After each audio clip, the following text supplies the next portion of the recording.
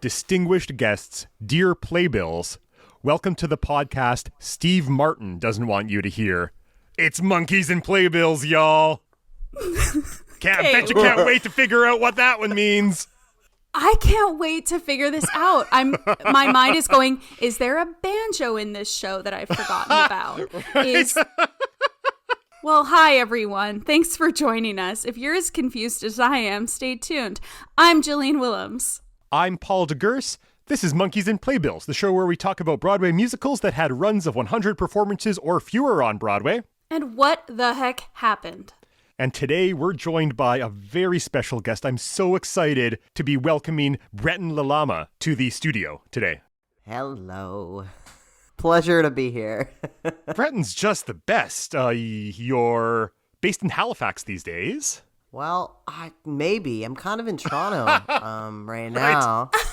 But, both and neither. Both and neither, you know? Mm-hmm. And then we met when you were performing in Orlando at the Manitoba Theatre Centre last year. It's true. Which you were just wonderful in.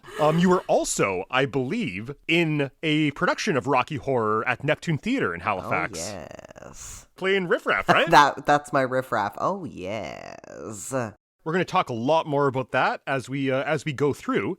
A little bit of housekeeping first, though. Is this the most popular musical we've talked about on this podcast? Ooh, maybe. Like, possibly, because it's this very bizarre thing where Rocky Horror is a very big deal because of this movie, because this friggin' movie came out in the mid-70s. Yes. And eventually became this enormous cult classic. Joel and I were talking yesterday. We don't like the term cult classic, but for lack of a better term, that this cult classic show with the live screenings and the live performances. But it's an original run on Broadway. Well, Jill, why don't you tell us about the original run on Broadway?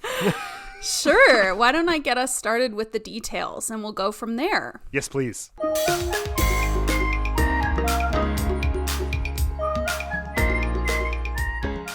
The Rocky Horror Show. No picture. No picture. This is simply the Rocky Horror Show. Previews began at the Belasco Theater on March 7th, 1975.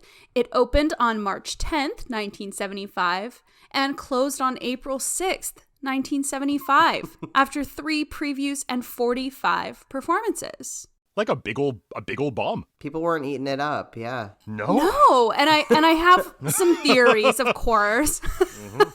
As we go through, things will come up for us.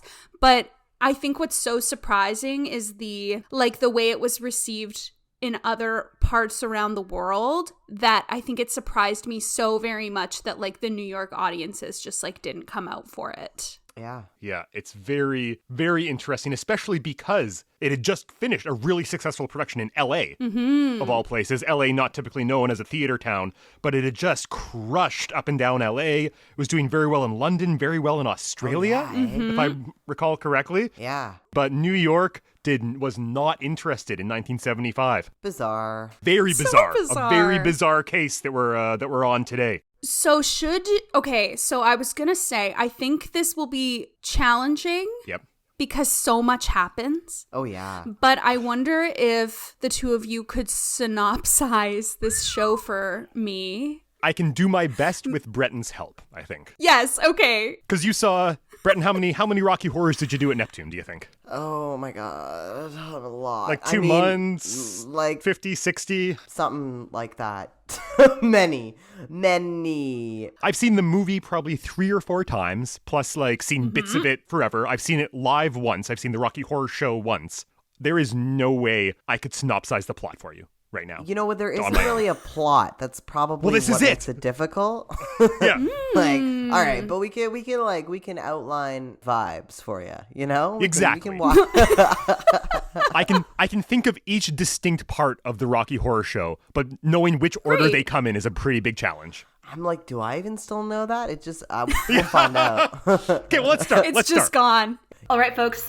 5 minutes on the clock. Hold on. Okay, Who is that? Who is that? What? Who is that voice? Oh my God! Right. Hi, it's everybody. Producer Daphne. That voice is producer Daphne. Producer Daphne produces our show for the Village Conservatory for Music Theatre in collaboration with the Crescent Arts Centre and the Canada Council for the Arts, who are funding this season. We're so grateful to be working with the Crescent Arts Centre and to be funded by the Canada Council for the Arts, who've given us a lot of freedom to sit down and talk about something as weird as Rocky Horror for a couple of hours. Thank you, Canada Council. Yeah, your grant gets you a lot of nonsense, Canada Council. Thank you. Okay, 5 minutes on the clock. 5 minutes on the clock. Your time starts now. We start on a blank stage, presumably, and then someone comes out, an usherette. Yeah. Probably someone with some kind of lipstick or lip thing or something, which would be a Popcorn. reference to the movie. Yeah, and that person sings a song. About, like, B-rated movies. Exactly. Yeah, totally. About, the old sci-fi movies. After that, we're transported to a couple, kind of your typical 1950s couple named Brad and Janet. They're outside of church. Somebody just got married. They're in Somebody just got Denton. married. And they sing a song called Damn It, Janet, which is about how much they love each other, and they get engaged. Yes, so Brad proposes Yes, to Janet, and then they're like, well, there's only one thing left to do. We have to go tell our old professor that we're getting married. Because that's what Naturally. you do. That's what you do. That is the sequence of events. You get engaged, and then you go tell the person who taught you in university that you got engaged. That's right. That's what we all... First the rule. That's it. That's the only way. Yeah, they go to do that thing, because they know where he lives. They know where he lives, but then their car breaks down in front of a big old mansion. And it's raining. The mansion's a little ways back, because that's a key audience participation moment. Yeah, so they do. They go back to the mansion, and they're greeted. The doors open, and it's Riff Raff. It's a freaky dude. This weirdo. Yeah, totally. Yeah, real weird. Real weird. He beckons. He says, I think you better come inside. And there's a pregnant pause between come and inside. Yes. And you're like, oh. Maybe I will. So they Then get they're inside. And then this is sometimes the movie and the musical differ on this. So Breton, you can weigh in because then we meet Frankenfurter. No. So this is the order it went in the original production. Yeah. But this isn't the order in the movie and not in new productions now. No. So let's talk about the movie and new productions. Sure. Then we do the time warp, right? Yes, then we do the time warp. Yeah. And then, Frankenfurter bursts in. At some point throughout all of this, Brad and Janet have been stripped of their clothes. They have been in the rain, they're soaking wet, so they're in their underwear. And Frankenfurter sings Sweet Transvestite. Yeah, and is throughout the whole production wearing like lingerie. Yeah. And this has been done as a trans person, but traditionally it is someone who identifies as gender fluid or literally as a crossdresser. Totally. I cannot wait to get into that a lot more. And I know. Yeah, okay. Right? But for now, Frankenfurter shows everyone his latest project, Which is Rocky. and Rocky's just this Adonis of a human being. He's like a male identifying person, is just ripped, is just Yeah. has eaten nothing but broccoli and unseasoned chicken breasts for months. Yes. But it's his first day being born, so Yeah. he has the intelligence of a newborn baby, Yeah. but he is built to be a sex machine. So there's some interesting Oh yeah, territory in there. There's quite a bit to unpack. Very sexy baby. And then Eddie bursts out of the deep freeze. Yeah, this is the role that was played by Meatloaf. Yeah. Yes. Sings a song, is great, and immediately gets killed. Yeah, Frank takes a chainsaw to him. Then Rocky and Frank get married, and that's the end of Act 1 in the stage show. And that's the end of Act 1. Bum, bum, bum. So is the top of Act 2 the bedrooms? Yes. Act 2, we find Janet and Brad hooking up, but then twist!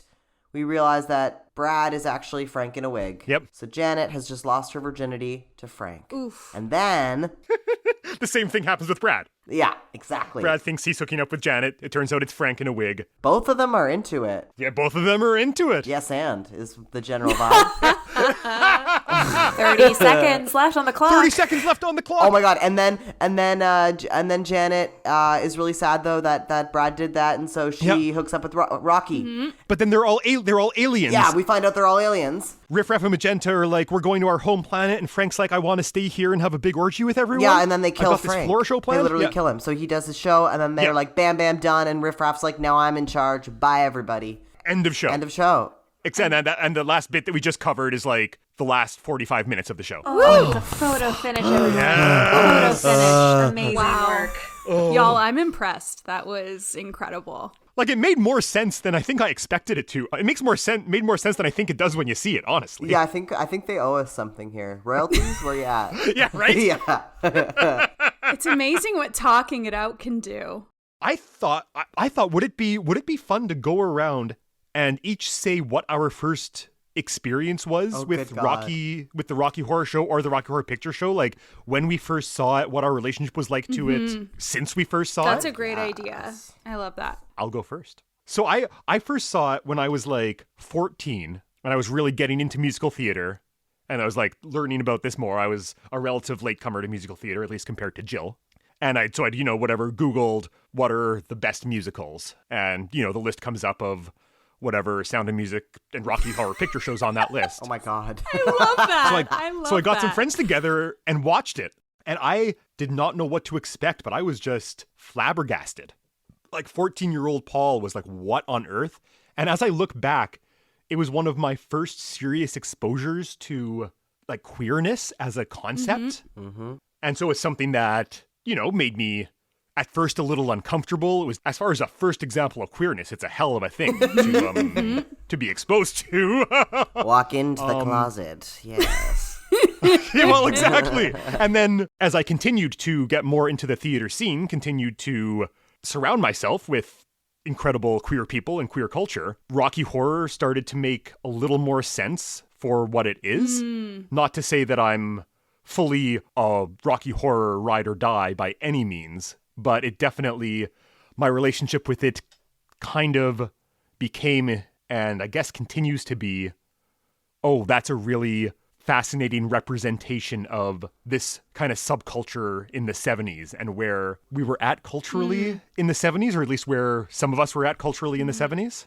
That's roughly what my relationship's been with Rocky Horror. What about either of you? Breton, why don't you go? Oh gosh. Okay. Well, I grew up in a really small town. Like I'm talking 1,000 people. Wow. Single stoplight. I'm not such a youth TM that I shouldn't have had access to internet and television, but I did not because farm town. For all you listeners out there, I am a very queer person. I'm so queer, I'm trans. So there you go. And so I did not have that language at my disposal when I was a child, but I was about 12, I think, when I saw it for the first time. Sure. Rented it from Blockbuster. Yes. Watched it real late at night in a darkened farmhouse and was just like wrapped. And I remember thinking, I think I might be on drugs right now. That was like my thought process. Like, because I felt like high from it, Absolutely. I've only ever watched the movie, I think, twice or 3 times because it was so vividly imprinted in my mind. And I felt so, now the saying is, I realize I felt so seen, but I couldn't really explain what it was. I just was like, yeah, that's me. Yes. It was unlike, it didn't even feel like a musical to me. That's not how I thought of it in my head. I thought of it as like this world. Yes. And I was a little bit too scared to talk about it with anyone else. Like the way that you don't talk about something that you're not supposed to have seen. Certainly it planted a seed of something in my brain. That's so cool.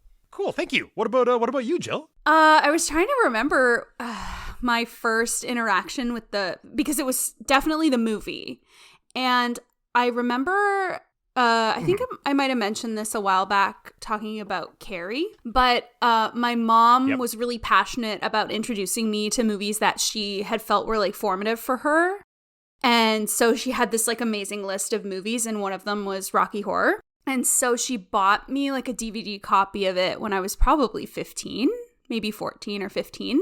So I was introduced to it that way, and with my mom, which was kind of special and wonderful to like share in that with like someone who, if you have a question, it's like, oh, this is the answer, like just to bounce those ideas off of. So that was really fun to share that with her. I could not have asked those questions to my parents. Wow. Right. Yeah. That's awesome. Your mom is freaking cool. Absolutely. She's rad. Yeah, she's amazing. So, cut to 2007. Yeah. MTC does a production of the Rocky Horror Show.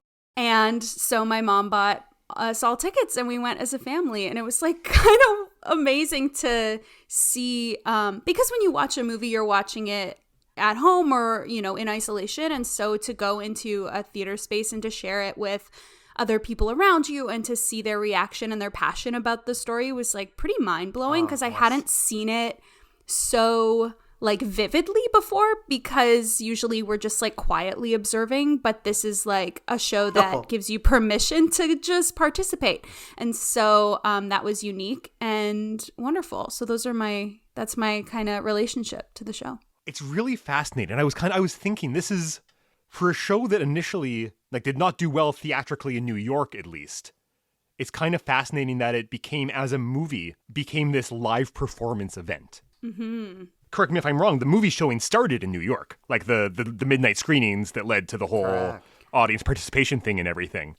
So it was like New York wasn't in for it as a theater show, but they were really ready for it. They just needed, it was like the different environment made it happen somehow. You know what I mean? Yeah, that's fascinating, eh? I'm so interested for us to try to figure out why that is. Yep. As we talk about the history and we talk about the production, we might get a little bit of a glimpse into why that was the case. But again, I wasn't there. I have no idea. We're going to talk a lot about the movie as well, because this was all happening at the same time. It was literally LA production closes, they go film the movie, and then immediately go to Broadway, so they're on Broadway when the movie comes out. Yes. The plan is we're going to just ride that train all the way home. The movie's going to be a hit. The live show in New York is going to be a hit, and they'll just feed each other.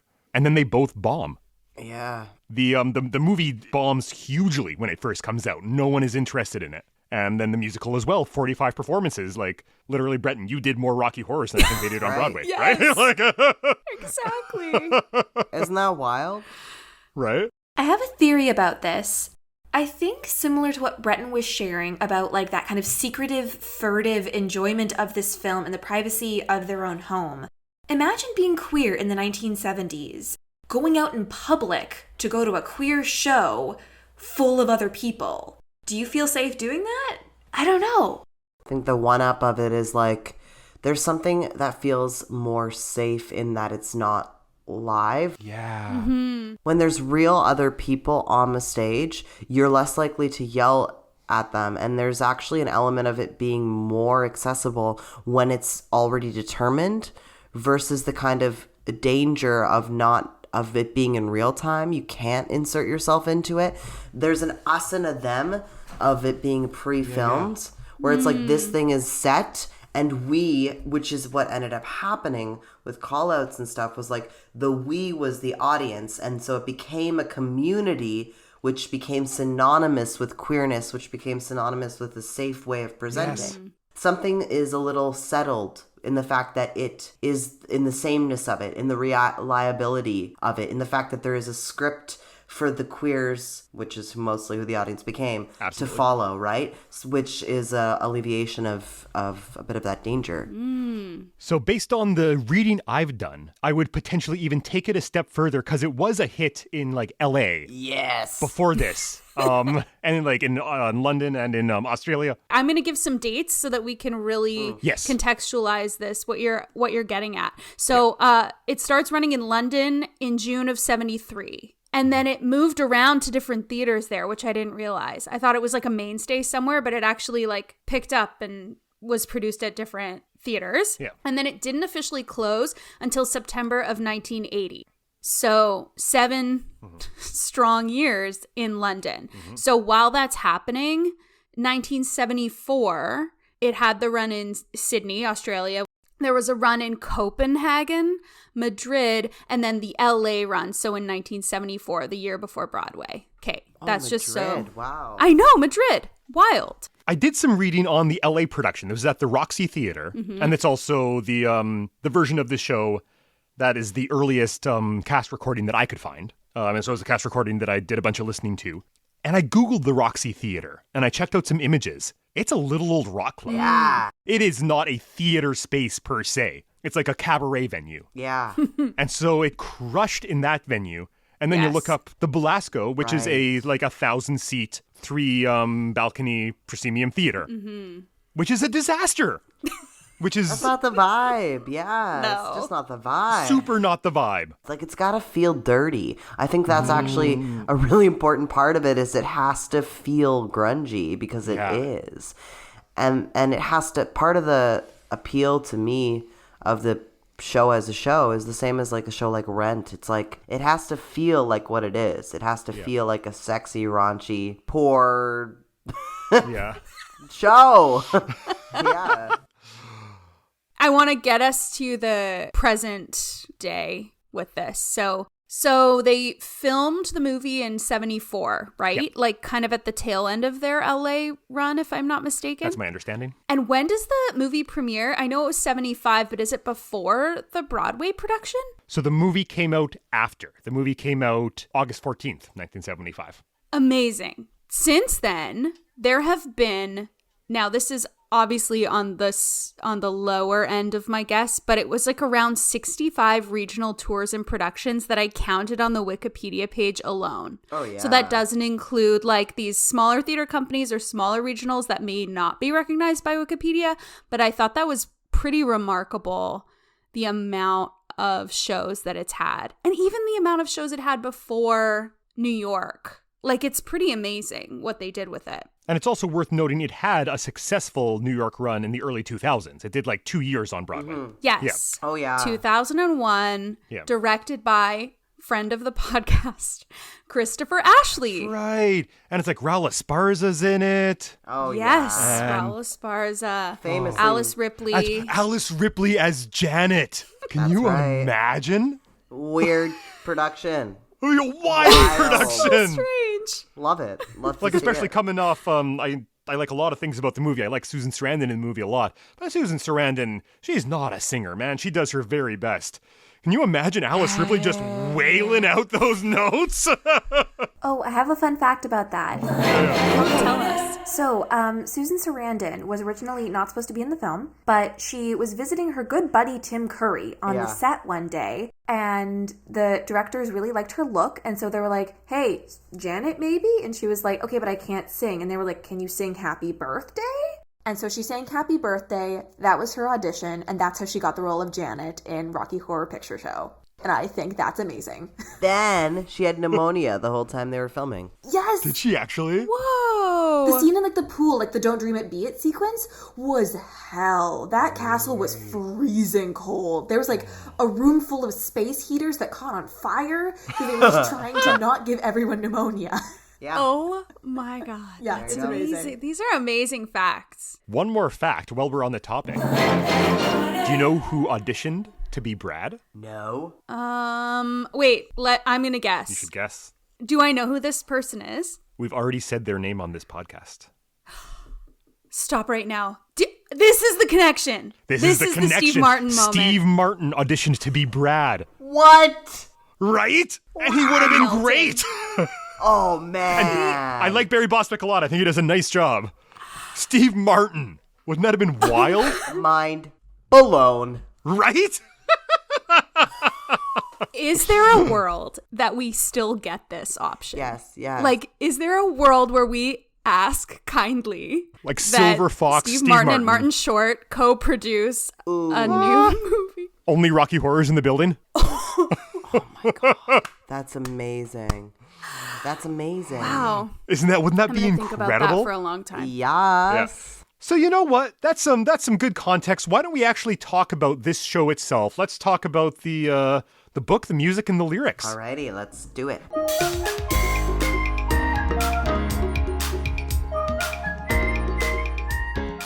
I would like to mention to our listeners, because I don't think we said this before, that this might feel like a slightly different style of episode because, as I'm sure you can imagine, there is not a ton of video archival evidence of the original Broadway production. So some of the things we're talking about, we have specific info on, and some of the things we may not talk about the way that we normally do. So just so that you're following. I had to Google when were camcorders invented just because I was like, is it even possible that a boot of this exists? And then I was like, no, you dear sweet baby angel, portable video recording devices wouldn't come into existence until the 80s. So there you go. Okay. Music by Richard O'Brien.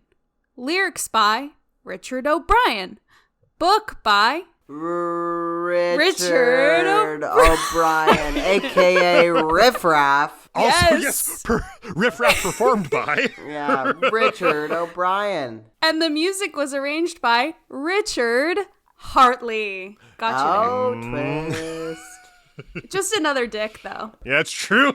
Tons of dicks in this show. Oh, I think this is worth saying. Richard O'Brien identifies as well, now they're dead, but they identified as 70% male and 30% female and ended up coming out as non-binary a few years before their death, which is why I'm referring to them with they, them pronouns. Thank you. They wrote it as an out-of-work actor to pass the long winter nights, quote unquote. Wow. I'm not sure if Richard O'Brien's ever gone on record for how much pot they smoked while they were writing it. I got a quote about that. Yeah. Because this was all me. I was like, as part of my riffraff, Of course, yeah. acting preparation. I was reading a lot about Richard O'Brien, and this gets a little dark. It does. But yes, they were doing everything, and pot is just the tip of the iceberg, hey? Yes. Yeah. I was going to Makes say sense. the tip of the pony. I don't know what that is about, but It makes total sense that they were doing a bunch of drugs when they came up with this. It definitely plays like that. there was a point in time, whether it was while they were writing or shortly after, it's not exactly clear, but they call it the abyss. Mm-hmm. And they say, I went mad. I stepped off the edge. I took this drug. I think it was probably a pipe of crack. Probably. Like, what was that night? I don't know. It was probably a pipe of crack. It was a night from hell, and it sent me loopy. It took me a long while to get over that. I could only see madness and people killing each other. I was trying to be sane, but I couldn't find sanity in the world. Oh, no. That sounds There like you a go. really bad drug experience. Jeez. Yeah, that doesn't sound fun at all. But, No. but we got the show. But from that, we got Rocky Horror. But like the need to like maybe make sense of that experience on paper, that tracks. Yeah, and they also Yep. said it was a way for them to feel like themselves, like they combined science fiction movies, glam rock, and drag, and they felt they were building their own sort of Rocky, if you will, like Frank builds. Cool, Yeah, yes. I love that. Because this is also David Bowie's just started doing his thing around this point and is like playing with gender and gender presentation in his public performances. I have another fun fact. Yes. Yes.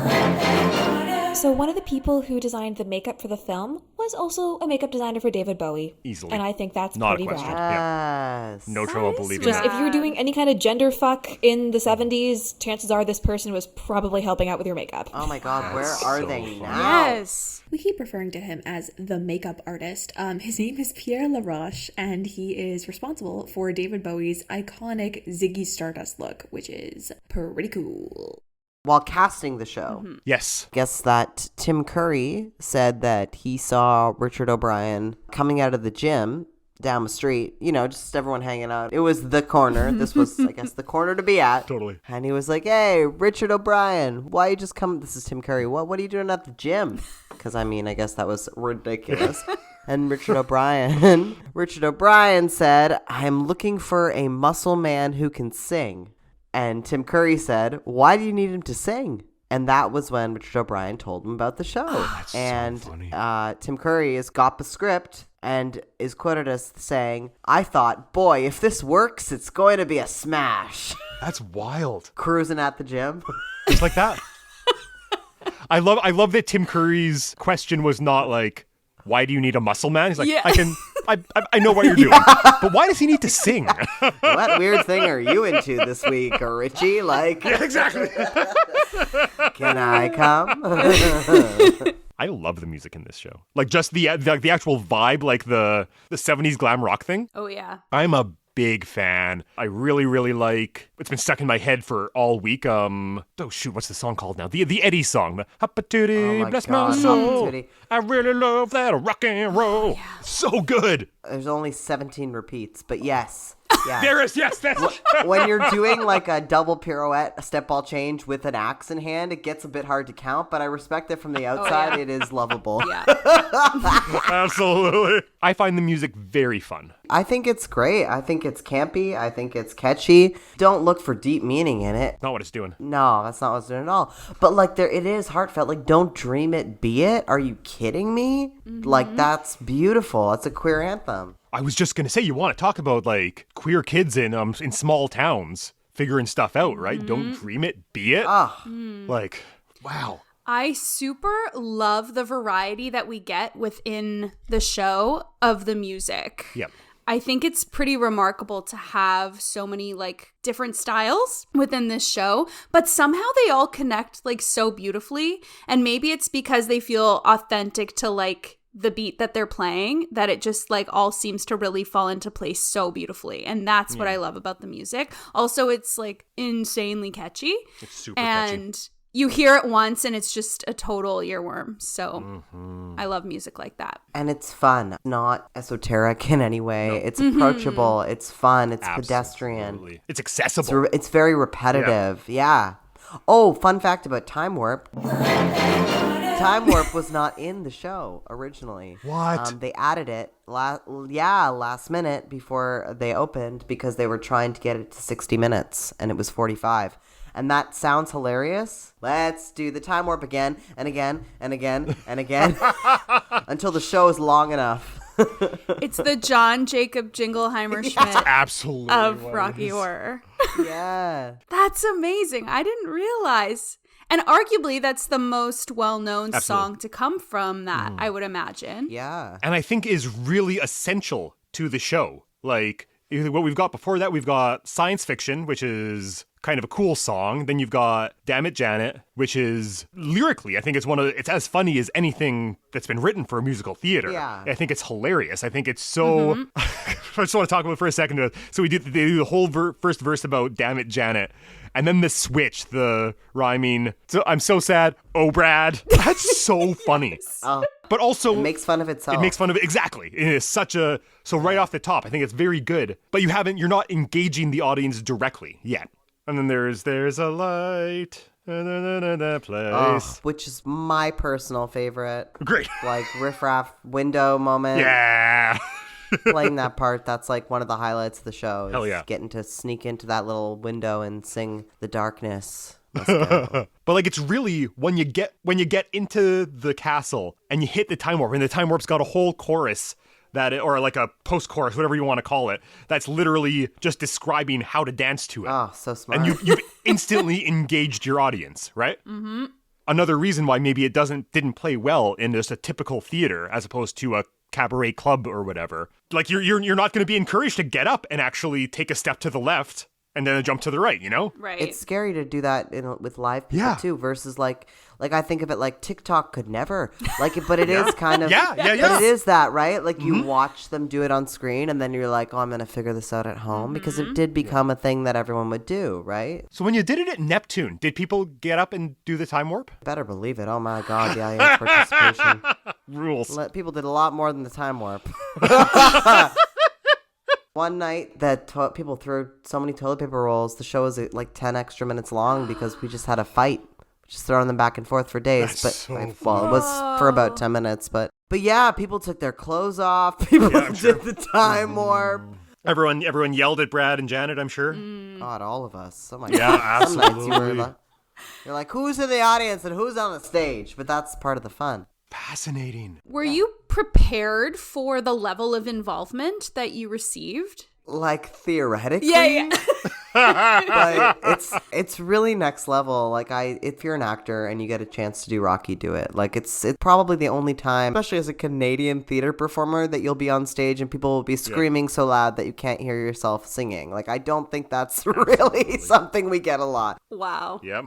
While we're talking about the music and the lyrics, like I'll call it out right now. There's a whole song, Sweet Transvestite, Transsexual from Transylvania, that uses a whole lot of language that in this day and age instinctively makes me go, whoa, that's not language we use anymore. Yeah. Like that's something we want to, and it's also very fascinating because I've seen that change in the time since I first saw it to now, Right. where it went from feeling transgressive and good, and is now morphed to transgressive and like, oh, those are words that can cause harm that we try to avoid in our professional life and personal life. Yeah.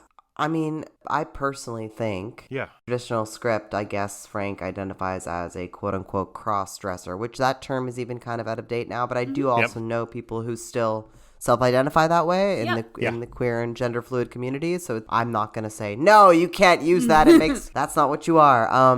But what was a big deal and what seems to be a trend, and I hope it's not a trend, I hope we just actualize this, is like in our production we had a gender fluid person playing the role, and like we've seen that in the what was the live one, like the one on Fox there. Laverne Cox played Frankfurter. Yes, so we had a trans woman actually playing the part.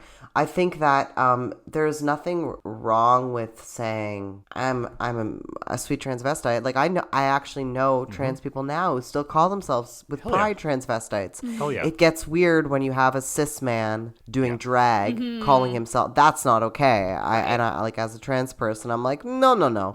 But if this is a role for a gender fluid or trans performer to claim the language that has been used to put them down and throw it back sexily in our faces, I am here to eat it up. I want a second helping, please. With fishnets. And it is a dope song. It just sounds so much such fun. a fun song. Yeah. Banger. Total bop. Total bop. Huge bop. Slaps. There is something as well. If we're just talking about the form of this show more generally now, the book of this show and the structure of this show, like we'd be remiss if we didn't say there's some problems. Like there's Frankenfurter is like the sex crazed maniac type thing, and there's maybe some, at least in the movie, presented as some dubious consent with who he's having sex with. Yeah, that's no good. No good. Don't do it. Very bad. I don't care what planet you hail from. No means no. Yeah, absolutely. But there is also a reading on Frankenfurter that I think is really beautiful. Is a really beautiful kind of love letter to pansexuality. You know? And maybe even polyamory? Hell yeah, polyamory. I mean, not ethical, but no, it's no good now. But the honest truth, guys, is I don't feel good about going any further on it as a white cis dude. Something I really appreciate is that every single person in the musical, it seems, with the exception of possibly Rocky, wants to bone the shit out of Frank. Yeah. This is the model of a sexy person to everyone in that musical in a way that I think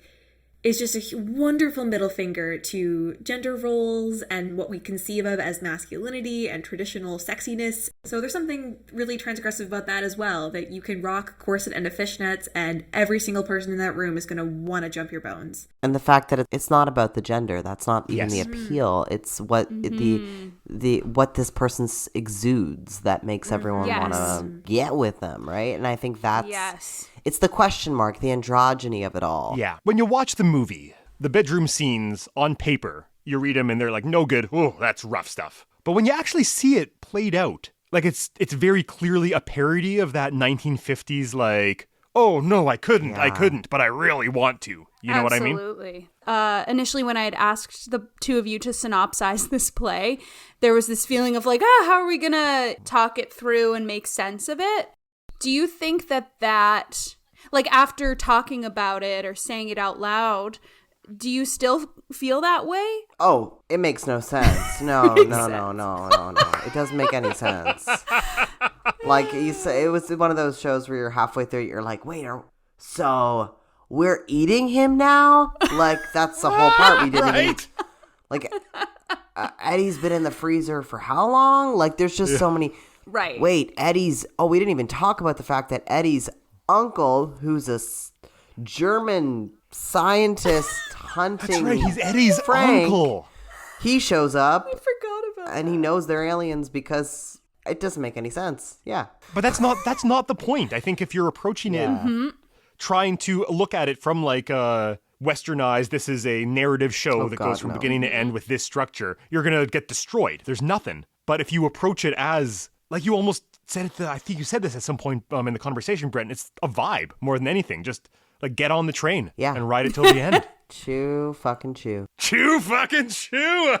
Yeah, it's an ode to weirdness, right? It's an ode to others. It's so it has to be an other. Like it, you know? Mm-hmm.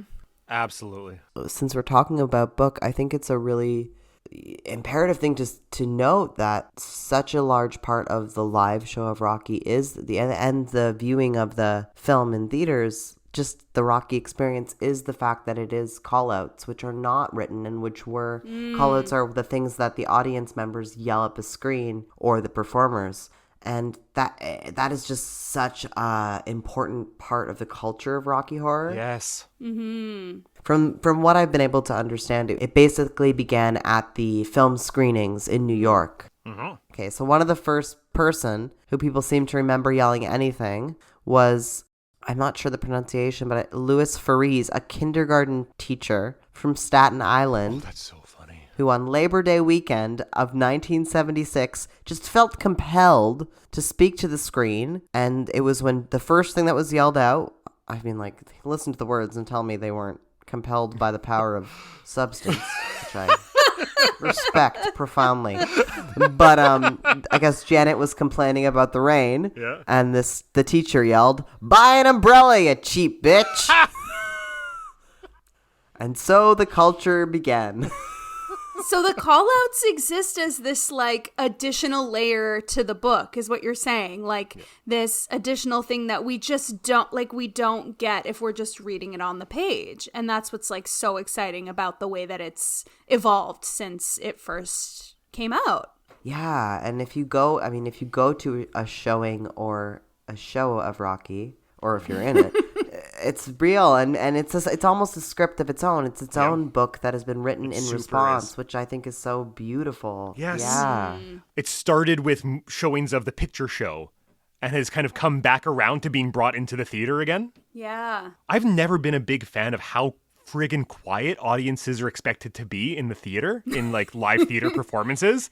It grates against me as someone who comes from a music background, where it's highly encouraged to yell and hoot and holler and express how you're feeling as you're experiencing the music. And there's something, I've only seen Rocky Horror live once. There's something really thrilling about being in an audience where you're free to shout at the top of your voice. And not only does it free you up to follow this script, I found it freed me up to express how I was feeling about the rest of the show, to give some cheers or hoots or hollers or whatever the case may be, based on how I was enjoying the show. You're an integral part of it. Exactly. And that is why people, I think, become so obsessed with it. That's why people go back again and again, because it's a community and you're in dialogue with something you love. It was the kind of thing that on paper, you'd be like, this is what every theater strives for. I love in dialogue. We want to get our audience in dialogue with what's happening on stage as it's happening. Mind it's a you, beautiful thing. The dialogue, it sounds so beautiful when we say it like this. Meanwhile, the dialogue is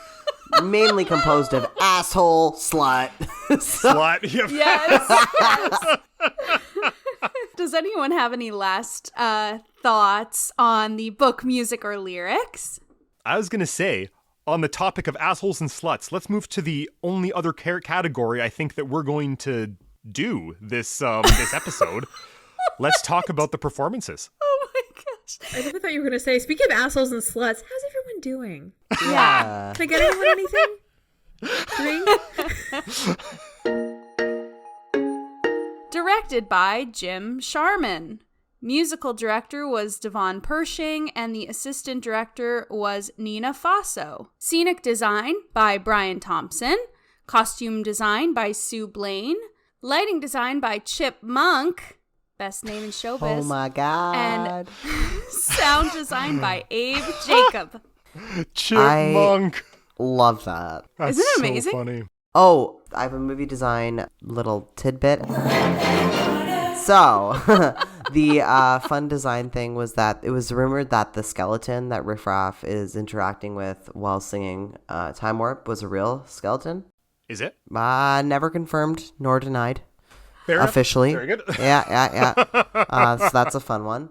The next fun one was that when Frank in the movie rips the tablecloth off of the table and we see Eddie's remains underneath, the reactions are real because the only person who actually knew that he was going to rip off the tablecloth and that the remains were on that table were the design team and the director and Tim Curry.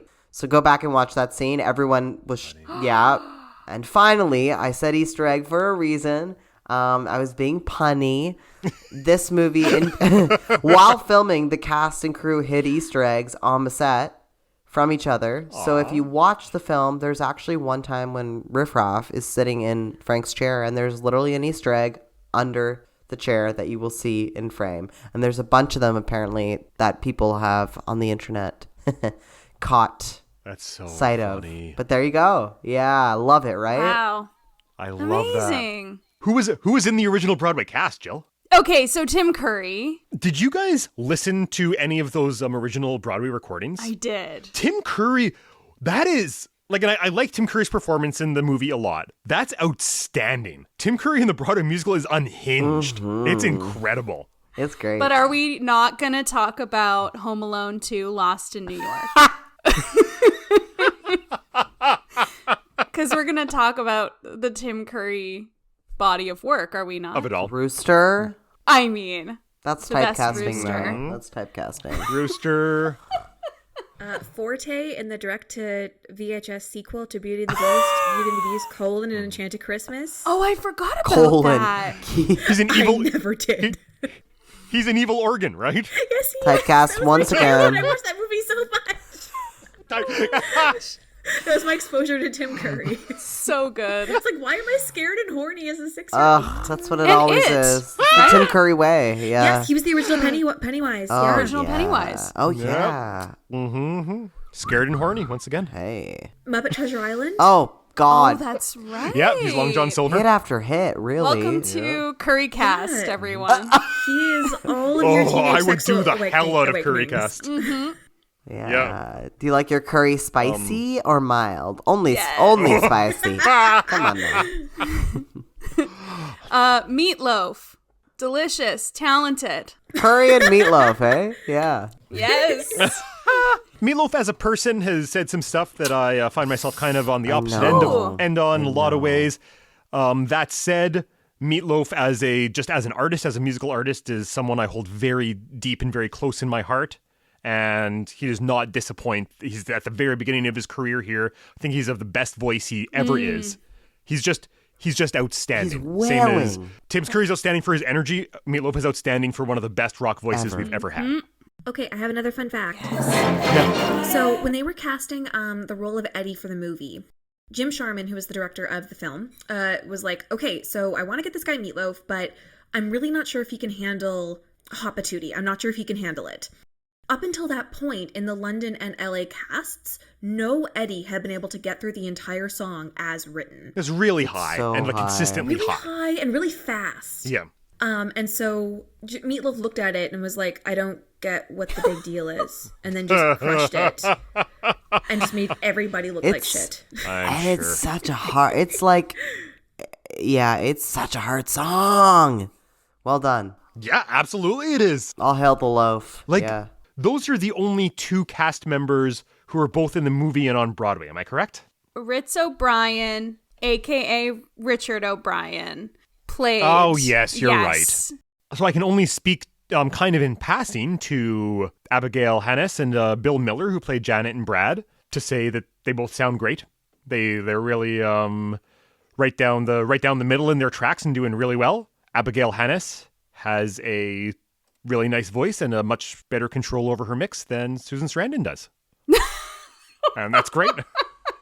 So the person who played Rocky, after playing Rocky, never acted again, said, I want to live a quiet life. I hate the idea of myself being an actor, and went on to be an antique dealer. This is the guy from the movie, Peter Hinwood. You're absolutely right. That is the life that I want. I hear myself would like to have a quiet life dealing antiques. Yeah.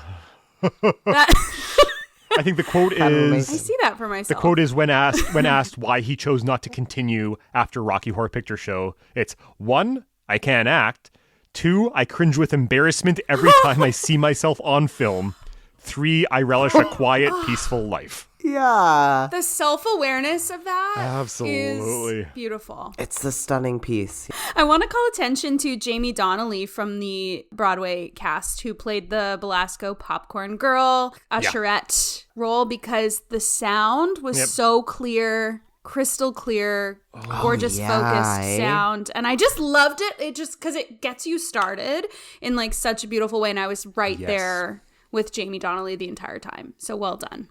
Yeah, it stands up as its own, actually, when she sings it. Like, not that it doesn't, but the clarity of the voice. Yes. I know exactly what you mean, Breton. So cut to me. I'm in Halifax for business last week, and then I have to go to Antigonish for like 24 hours to do a reading of a new musical that I'm a part of.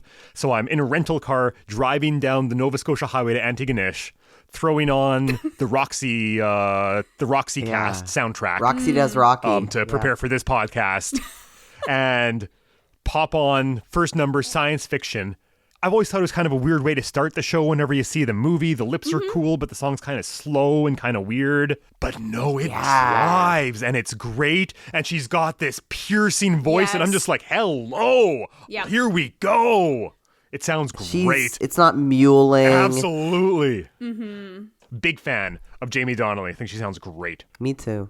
Those are about my takes for the cast, in all honesty. We often talk about ensemble being this like really integral part of any show. Absolutely. 9 times out of 10, we're like, ensemble deserves so much attention, so much praise for what they do. The beautiful thing about this show is that you are both featured and a part of this collective ensemble. Yes. And so the work they do together is really worth celebrating. The world they create together and the energy that they bring. 10 out of 10, 12 out of 10. Yeah. And I got to say from the end, like, you've got to be a triple threat to do Rocky Horror, like, to a certain extent, because exactly what you said, you are doing all the things. It's not a big show typically as produced because it's a moneymaker. People put it on to make money, right? People come out. You can add a ton of phantoms if you want, but typically, but you don't need a ton. No, because it has all these great characters who then also become dancers and ensemble. Yeah, most of your budget in any given production of Rocky Horror should go to the performers, obviously, because they're doing a ton of heavy lifting in this show. Band and his crew, and is mostly to the costumes, right? Yeah. Like when you think of all the iconic things about Rocky Horror, it's various degrees of underwear. You know what I like? Yeah, it's exactly right. Yeah, and weird props, but yeah, you got to be able to carry it. Yeah, it's a sweaty one from the inside. So it's a very, I'm sure it is. So yeah, we all agree 12 out of 10, 15 out of 10. 12 out of 10, 15 out of 10. This original Broadway production bombed, but I don't think it was for any fault of the cast. Listening to these recordings, this sounds like a hell of a production. And I think it had to bomb. Like, how boring if it hadn't, you know? What a good story that it did bomb. That's just so... Yeah. Such a good point. Because like we wouldn't be here. Exactly. Oh, we absolutely wouldn't. Be here. Because presumably the call-outs didn't exist in these original productions. Right. So it was just a wild time, just people hooting and hollering and drinking and having a good time. The call-outs, the culture of being in dialogue with the show happening had to be created for the show to continue to exist. Because that's the only way the show can actually exist. And I think that's the best part of being like any sort of artist is you make a thing and then like you sit alone or, you know, with another person and create this thing in a kind of silo. And then you have to acknowledge that once you finish whatever the last word on the page or the last note on the staff, it's not your own anymore. And this is the perfect example of something becoming bigger than any one person or any one piece of it. Like, this became its own thing. Totally.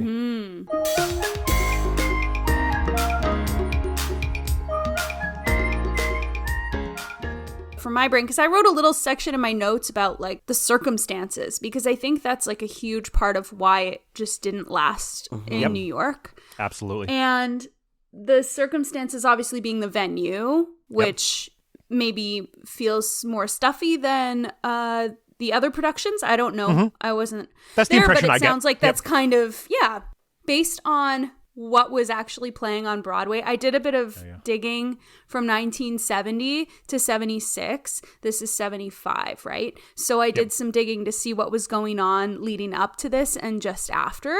Yeah. Because I thought, oh, this might help me understand why people maybe in New York weren't engaging with it in the way that we do now. So 5 years before this was Company. Yep. So I'm like, oh, okay, cool. We are buttoned up tight. Yep. Then the big countercultural musical was about a guy in his 30s who's not married yet and doesn't plan to be. So like the exact same storyline, basically. Yeah, exactly. Yeah. Same level of transgressive as Rocky Horror, right? Yeah, like it's the same. 71 was Jesus Christ Superstar, Follies, and You're a Good Man, Charlie Brown. So that's cute. 72, we had Grease and Pippin. So I'm like, oh, maybe Pippin was like a gentle bit of permission to start participating because Ben Vereen is so magnetic in the role there. And I go, oh, I would have wanted to interact with Ben Vereen during that performance. And Fosse's kind of starting to interact with some stuff. Yeah. Yeah, he's sliding those jazz hands into the mix. Those jazz hands are going everywhere. That's And,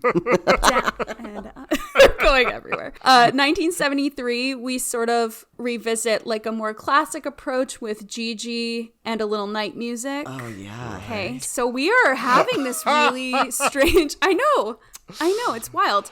74, we had Fame, and then we had Mac and Mabel. Oh. Which we have to talk about that, actually, because it only ran for 66 performances. Great, tune in for a future episode.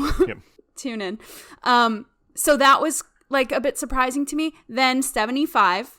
So chronologically in January, we got The Wiz, which I bet to see The Wiz would just be like mind blowing. I can only imagine like how amazing that would be. March was Rocky Horror. Oh my God. Then in June, we got the original production of Chicago. Oh, okay. Wow. We're warm now. And then in July, we got A Chorus Line. Ooh. This is what I thought. 75 is a chorus line, right? What a year. What a year. And the chorus line becomes the first blockbuster musical. Huge. Yes. Yeah, exactly. Because the Chicago didn't really find its legs until the revival. Is that correct? That's my understanding. and Yeah, well the original said, Chicago too. production was no good. Or was not in... People were not interested in it. I'm not sure if it was good or not. Yeah. Right.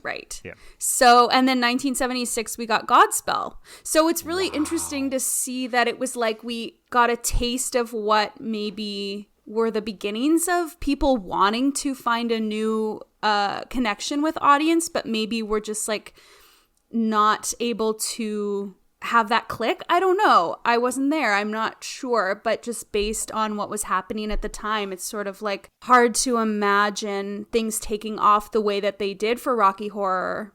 I can't really picture it now knowing this context of like, oh, it was actually at the screenings of the movie. Like that makes more sense. It also sounds like a leader of a new kind of wave of theater, right? Yeah. Yes. It's fascinating to think... Like, Broadway was too conservative for this. Broadway, at that time, Broadway was not a place for queerness. You know, like... The irony of it, yeah. But exactly. Or at least to this level of, like, in your face, a celebration of weirdness in all its forms. It's still an extreme piece by many standards to this day. It absolutely is. Because it doesn't hide or pretend away anything. It really is very much in your face in every possible definition and incarnation of that phrase.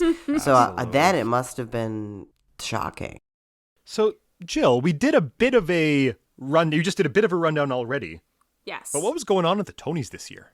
Ooh, okay. Welcome to 1975. This is the 29th Tony Awards at the Winter Garden, hosted by a slew of different people. Oh, interesting. Hosted by someone I'm about to include in a clue. Okay. So, Breton, you're welcome to guess on this as well. We're going to try to guess some of the nominees or even winners in these Tony categories. Great. Sometimes it's pretty easy. 1975, it's definitely not going to be, so strap in. I know Rocky got one. Tim Curry got Best Actor nom. No, it wasn't. No, I don't think so. Oh, wow. Nope, not Tim Curry. No, there was one nomination. Actually, now that you've not guessed it, I'm going to save it. Yep.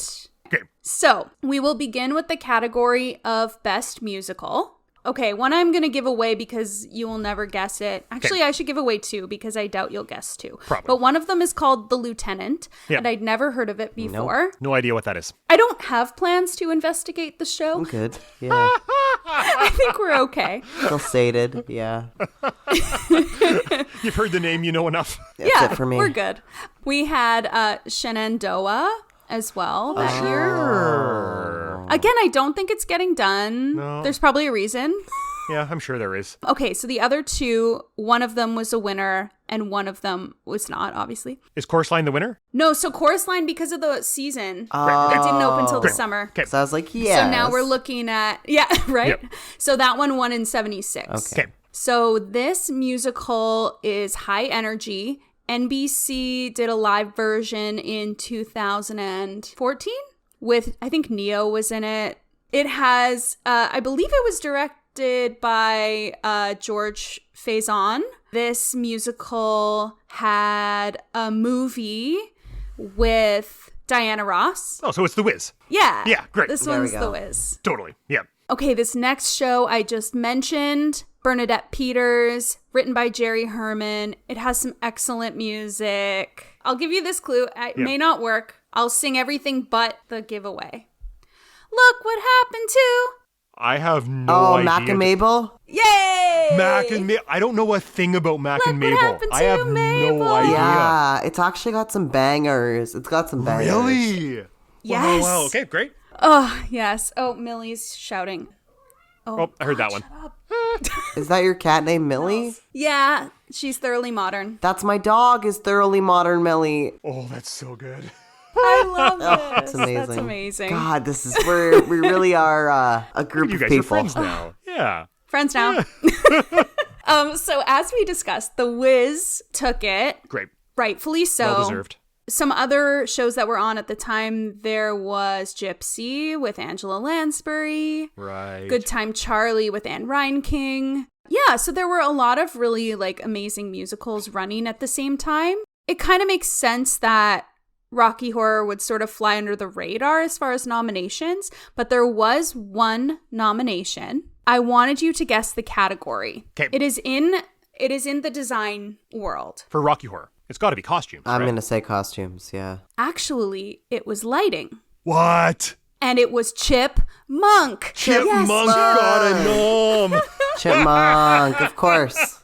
Bring in the funk. Chipmunk exactly. bringing the funk. That's exactly it. Yep. We love Chipmunk. So Incredible. yeah, of course we don't have any concept of what that would have looked like, but I imagine for Rocky Horror to be nominated only once, that's kind of a big deal, and for it to be lighting, it must have been really something neat, something special, something different. Yeah, right? So that was that. Wild. And here we are. We're at that time of the evening where we just have two questions left. The first question is, should the Rocky Horror Show be a musical? Yes. Okay, Yes, right? 100%. Yeah. Yeah, no question. Absolutely. It doesn't function like a in any kind of Rodgers and Hammerstein Golden Age Broadway musical kind of way. Good God, no. And it makes no attempt to in any way, shape, or form. And that rules. Yeah, it's a horror movie. It's a comedy. It's a musical. It's It's a sex comedy. Yeah, it is. It's a interactive adventure. It's a sexcapade. Yeah. It's a genreless. It's a genre slut. Yeah. Yes, yes. So, is this show a flop? Is it actually secretly a bop? Or is it so bad we have to make it stop? You see, those all rhyme, so that's why we do it like that. Bop. You say bop? Total bop. Yes. What about you, Breton? I think they tried to make it stop. They said, "You are a flop." But Rocky said, "Fuck, what's the last one?" I was going so strong. Rocky said, "Don't worry, Frank, I'll top." Ah!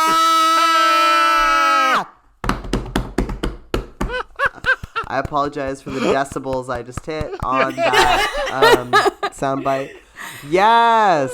I agree. I think it's a bop. I would jump at the chance to work on a production of Rocky Horror. Yeah. I'd go see a production of Rocky Horror if I had the chance to again. Absolutely. Wow. Was that it? Did we do This it? is it. We did it. This was really fun. Breton, Good job. thank you so much for joining us on this podcast. It was really Yes. wonderful to have you. Oh my gosh. Thank you. Such a pleasure. Do you have anything you want to plug while we've got you on mic? I will be doing a very not Rocky Horror musical. I'll be doing Alice in Wonderland at Soul Pepper for the holidays. Hell yeah. Perfect. People should follow you on socials. Yeah, at Breton Like the Crackers. We also, here at the Village Conservatory, we're continuing to produce episodes of Monkeys and Playbills. We also have a second podcast out called It Takes Two. It's a podcast that is focused around mentorships that we're running within our community over the next few months. You can sit down and hear mentors and mentees from the Central Canada theatre community mostly talk about their experiences working together. And we're going to have a new narrative fictional podcast coming out early in the new year, so stay tuned for that as well. Paul, I'm so proud of you. That's like what we're actually doing, and I didn't even need to like pop in and produce at all. I know, because I listened to our last job. episode and I remembered how to do it for this one. Well done. Good job. Thank you for joining us, everyone. See y'all next time. Till then, I'll leave you with this end to sit.